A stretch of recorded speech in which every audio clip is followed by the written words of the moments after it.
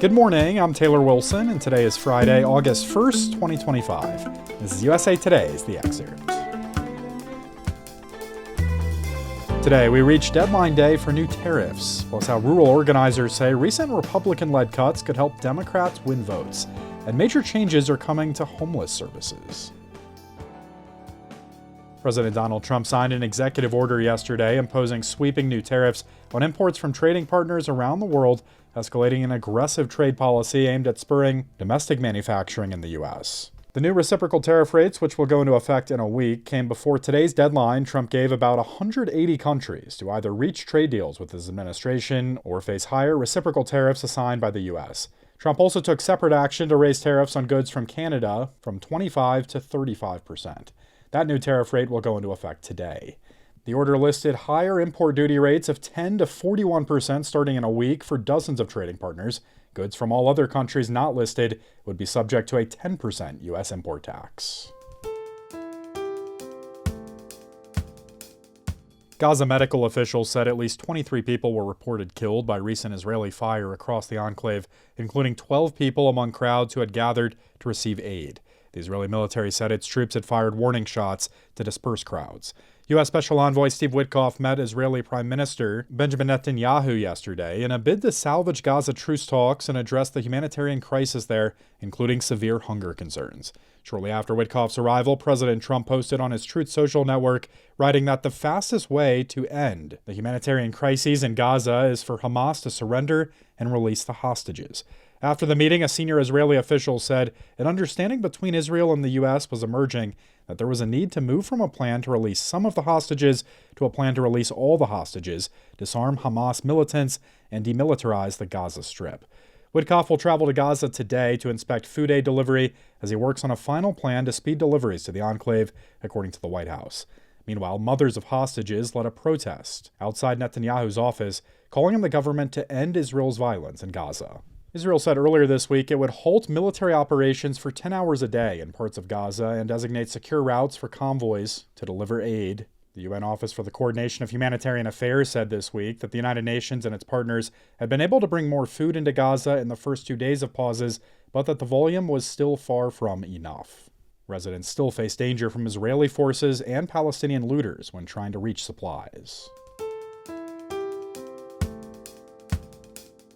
Rural organizers across the country told USA Today that now is the time for Democrats to talk with rural voters about the cuts in the tax and spending bill the Republican-led Congress passed last month. I spoke with USA Today senior national political correspondent Sarah D. Wire for more. Sarah, thanks for hopping on.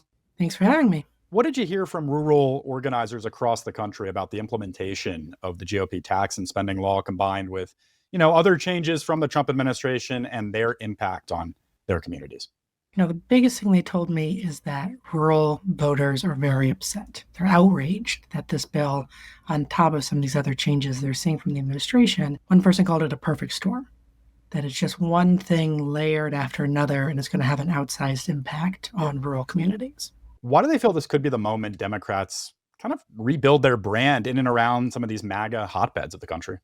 For the last 10 years, it's not been a good place to be a Democrat, they've said. And so a lot of people have gone underground. But, they pointed out to me that Obama won a lot of rural areas. But since Trump has come onto the political scene, it wasn't really a place that they felt like they could come together. They think now it's just built up enough, this frustration, that Democrats might have a space to move in.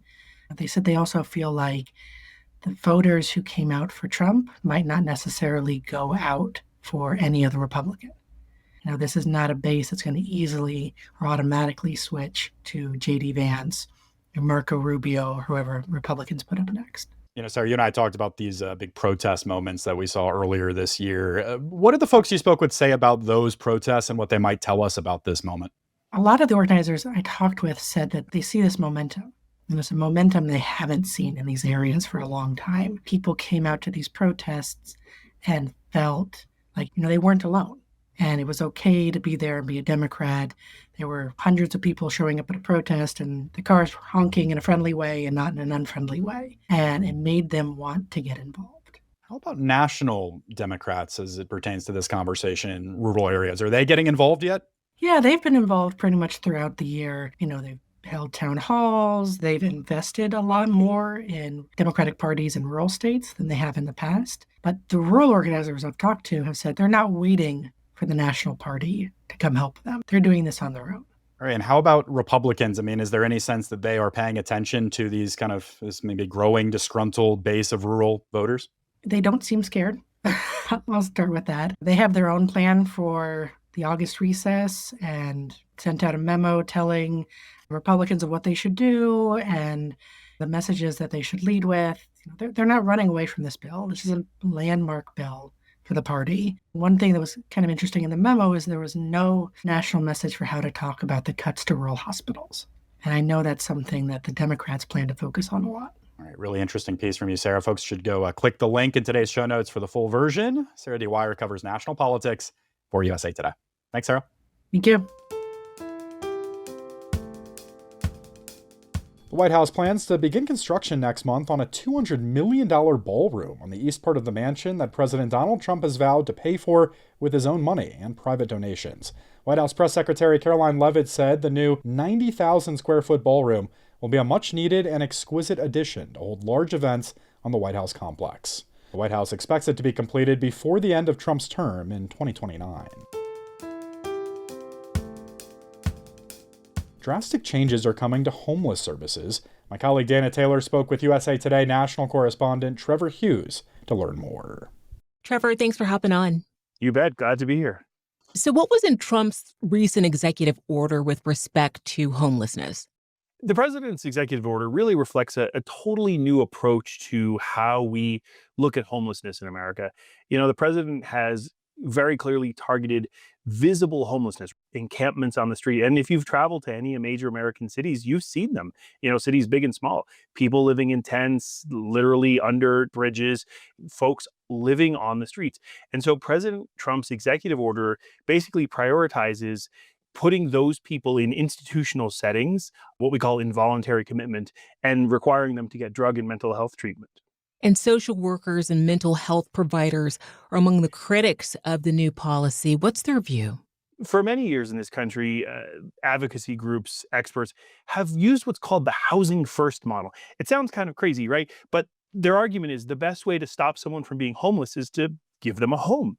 And once they have that stable housing, then you can give them drug treatment, then you can give them mental health treatment. But the reality is being homeless, someone who is unhoused, spends so much of their daily life just struggling to stay alive. Where do they eat? Where do they stay cool? Where do they stay warm? Where do they go to the toilet? And so it's very, very hard to get people treatment if they're not in a stable housing situation. Homelessness has been a growing concern across the country for decades. What do experts say is the main issue?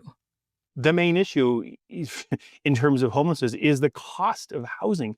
It is incredibly expensive to live in America right now. And that is a trend we've been seeing going up and up and up, right? Mortgage prices are up, mortgage rates are up.